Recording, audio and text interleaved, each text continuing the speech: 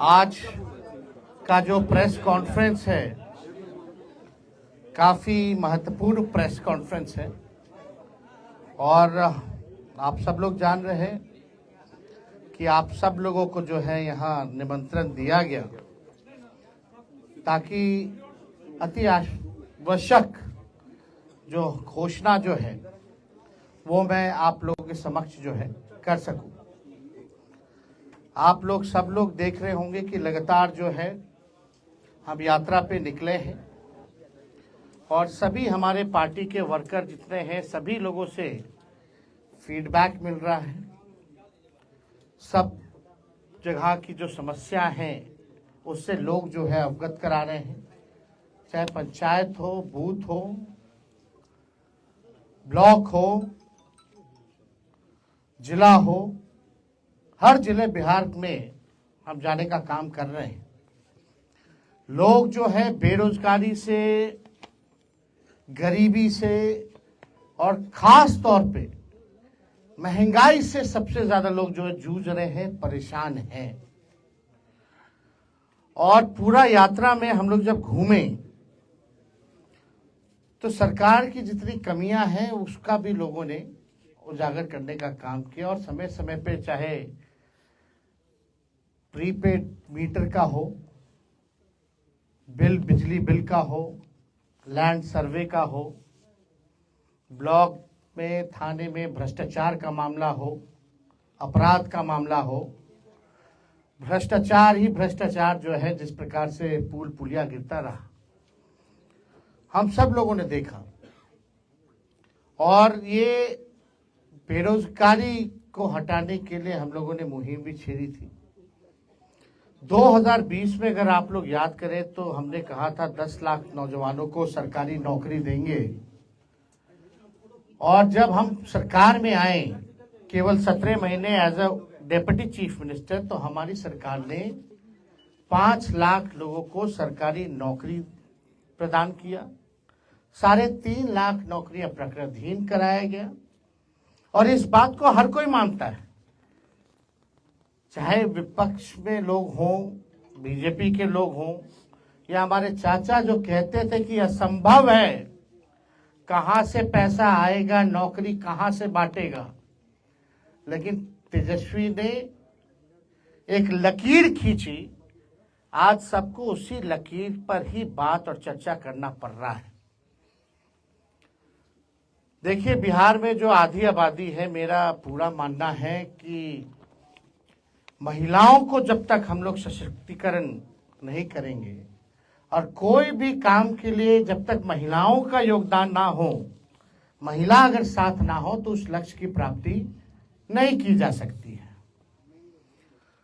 और सबसे ज्यादा जो हमको घूम फिर करके जो फीडबैक जो मिला, खास तौर पे महंगाई जो है सबसे बड़ा समस्या है जिससे महिलाएं जूझ रही हैं। हमने पहले भी कहा था कि हमारी जो सरकार बनेगी वो सामाजिक न्याय के साथ साथ आज का जो दौर है आर्थिक न्याय देने का, सामाजिक न्याय के साथ साथ हम लोग आर्थिक न्याय भी हम लोग करेंगे। और मुझे करोड़ों जो हमारी माताएं हैं, बहनें हैं, उनके आशीर्वाद से मुझे आज बहुत प्रसन्नता हो रही है ये घोषणा करने में कि हमने जो निर्णय लिया है कि अगर हमारी सरकार बनेगी तो हम लोग माई बहन मान योजना की शुरुआत करेंगे। माई बहन मान योजना के तहत जो हमारी माताएं बहनें हैं जो महंगाई से जूझ रही हैं, जो गरीब महिलाएं अपने पसंद का खा भी नहीं पा रही हैं, कपड़ा नहीं पहन पा रही हैं, बच्चों का इलाज नहीं करा पा रही हैं, आर्थिक तौर पे जो कमजोर महिलाएं हैं, उनके लिए हम लोग माई बहन मान योजना के तहत सीधे उनके खाते में 2500 रुपया हम लोगों की सरकार देने का काम करेगी। और सरकार बनते ही 1 महीने के भीतर इस योजना की शुरुआत हम लोग जो है कर देंगे। यानी करोड़ों जो महिलाएं हैं उनको भी देखते होंगे कि अगर महिला अगर खुश नहीं है तो घर खुशहाल नहीं रह सकता। महिला अगर खुश रहेगी, घर में खुशहाली भी रहेगी, घर भी एक तरक्की करेगा। घर जब तरक्की करेगा तो गांव तरक्की करेगा, पंचायत तरक्की करेगा, ब्लॉक तरक्की करेगा, राज्य तरक्की करेगा। तो हमें ये बताते हुए बहुत ही खुशी हो रही है, हर्ष हो रही है कि इसकी योजना जो है एक यूनिक योजना होगी, जिसके तहत सीधे जो है माताएं बहनों के खाते में 2500 रुपये जो है सीधे हम लोग जो है खाते में डालने का काम करेंगे। और आप लोग सब लोगों को बताना चाहेंगे कि तेजस्वी हर माताएं बहनें महिलाओं से आह्वान करूंगा कि आइए माताएं बहनें, बिहार की विकास गाथा को अपना आशीर्वाद दो, अपने बेटे तेजस्वी को अपना आशीर्वाद दो, नींव रखो बिहार को नंबर 1 बनाने की। तो हम लोगों को प्रयास है कि बिहार को जो है नंबर 1 स्टेट हम लोग बनाएं। और मैं उन सारी महिलाओं को कहना चाहता हूं कि अब उनका दुख जो है तेजस्वी के जिम्मे है। अब जो भी परेशानी होगी, दुख होगा, अब तेजस्वी जो है देखने का काम करेगा। आप देखिएगा कि बहुत समस्या बिहार में है। कुछ लोग कहते थे कि कहां से कर पाएगा, कैसे कर पाएगा, पैसा कहां से आएगा। जितने टेप रिकॉर्डर इधर उधर बजते रहते हैं, हम तो मुख्यमंत्री जी को कहना चाहते हैं, मुख्यमंत्री जी आइए, आप सामने आइए और आप बताइए कि हम लोगों ने कैसे नौकरियां बांटी। आप पहले क्यों कहते थे असंभव है, लेकिन मुख्यमंत्री जी तो चुप्पी साधे रहते, कुछ बोलते नहीं है, चुप है। बड़ी सी बड़ी घटना हो जाती है, पूरे बिहार में जो है आप देखिएगा कि अफसरशाही किस प्रकार से हावी है। हाथ पैर जूता लाठी सब चला रहा है नौजवानों पर। इसका हम लोगों ने कड़ा विरोध किया है। और बिहार में जिस प्रकार से सरकार नाम की कोई चीज नहीं रहेगी। मुख्यमंत्री कहां गायब है कुछ नहीं पता। अपनी यात्राओं पे इतना खर्च कर रहे हैं जो आज तक किसी भी बिहार के मुख्यमंत्री ने खर्च नहीं किया, ये दावे के साथ कह सकते हैं। 2 अरब 25 करोड़ 78 लाख रुपए खर्च करेंगे केवल संवाद के लिए। तो ये बड़ा प्रश्न है। महिलाओं के सशक्तिकरण को लेकर के हम सब लोगों का प्रयास है कि सभी लोगों के दुख दर्द को हम लोग जो है दूर करें, लोगों को जो है आर्थिक न्याय हम लोग दिलाने का काम करें। इसलिए आज दरभंगा में आप सब लोगों को जो है हम लोगों ने निमंत्रण दिया एक महत्वपूर्ण घोषणा के लिए कि हम लोगों की सरकार बनेगी तो माई बहन मान योजना की हम लोग जो है शुरुआत करेंगे। तो और कोई अगर आप लोगों का सवाल है, जो जरूरतमंद महिला है उन सबको मिलेगा। आप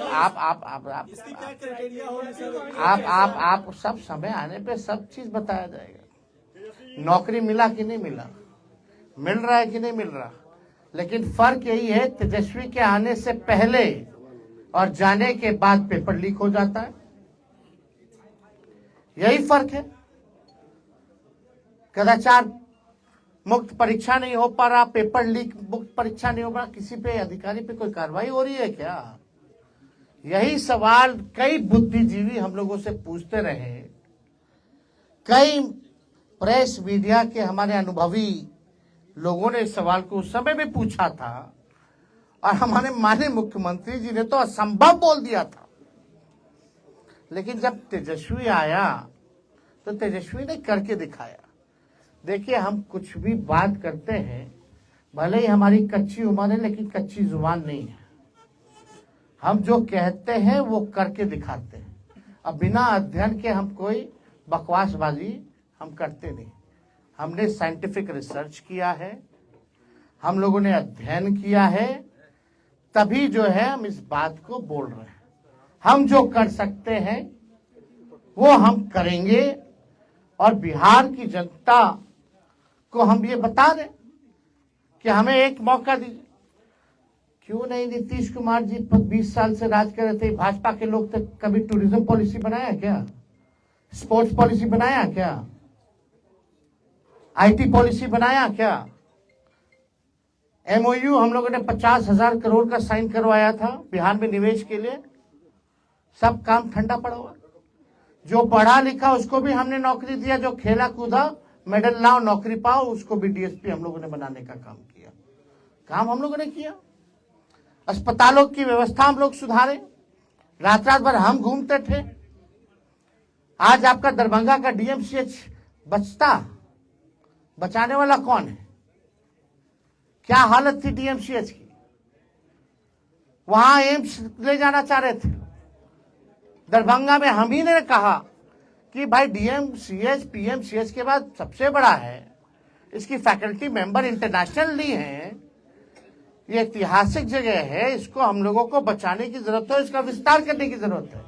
यहाँ एम्स अगर खोला जाए तो और थोड़ा बाहर जाकर के खोला जाए ताकि शहर का भी जो है बढ़ेगा, फैलेगा।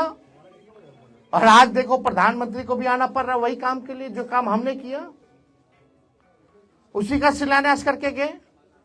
जमीन किसने दिलाई? कब हुआ? ये किसके कार्यकाल में हुआ?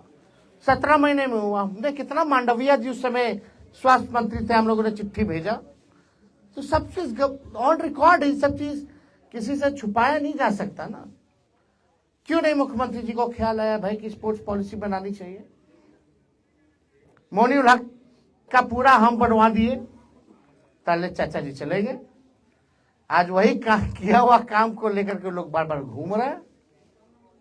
आज ध्यान आ रहा है कि इस बात की डबल इंजन की सरकार, बिहार को विशेष राज्य का दर्जा नहीं मिल रहा। क्यों नहीं दिला पा रहे? अब तो खुद सरकार में, सरकार गिरा दो नहीं दे रहा बिहार को, तो कब दिलाएंगे? तो देखिए ये बहुत ही आवश्यक है।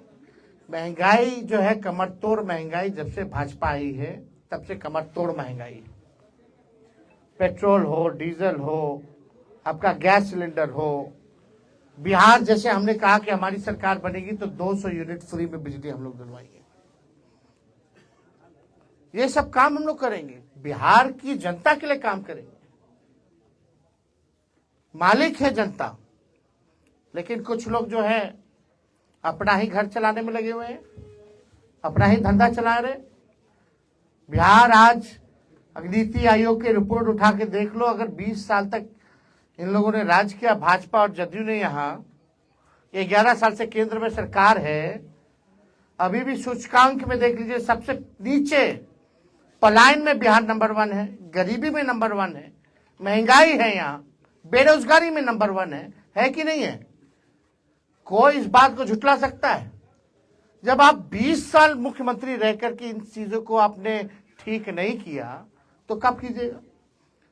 जितना इनका इंफ्रास्ट्रक्चर है सब फ्रैक्चर हो जाता है, चूहा काट देता है बांध, पुल गिर जाता है। तो देखिए हम लोग काम करने वाले लोग हैं, हमारे पास विजन है, हमारे पास रोड मैप है, हम लोगों ने अध्ययन किया है और हम लोग चाहते हैं कि बिहार को हम लोग अव्वल राज्यों में लाएं, बिहारियों की तरक्की हो, किसी बिहारी को बाहर ना जाना पड़े।